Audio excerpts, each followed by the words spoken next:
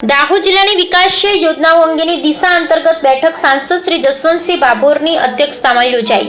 વિકાસ કાર્યો નિર્ધારિત સમય મર્યાદામાં પૂરા થાય તે માટે ઉપસ્થિત સૌને જરૂરી દિશા નિર્દેશ આપતા સાંસદ શ્રી જસવંતસિંહ ભાભોર તમામ વિભાગો તરફથી કરવામાં આવેલ કામગીરીની વિગત રજૂ કરવામાં આવી।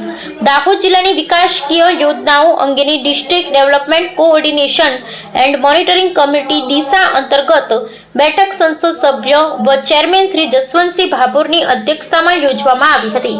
ઉલ્લેખનીય છે કે જિલ્લાઓમાં કેન્દ્ર સરકારની વિવિધ યોજનાઓ અને કાર્યક્રમોના અમલીકરણ પર દેખરેખ રાખવા માટે કેન્દ્રીય ગ્રામીણ વિકાસ મંત્રાલય દ્વારા દિશા સમિતિઓની રચના કરવામાં આવી છે। વિકાસ કાર્યક્રમોની પ્રગતિ પર મોનિટરિંગ, તેનો કાર્યક્ષમ અને અસરકારક રીતે અમલ થાય તે સુનિશ્ચિત કરવામાં દિશા સમિતિઓ મહત્વપૂર્ણ ભૂમિકા ભજવે છે। આ બેઠક અંતર્ગત district development coordination and monitoring કમિટીના તમામ સભ્યો હાજર રહ્યા હતા। તેમણે દિશા બેઠક અંતર્ગત યોજનાઓનું પ્રેઝન્ટેશન સાંસદશ્રીને રજૂ કર્યું હતું।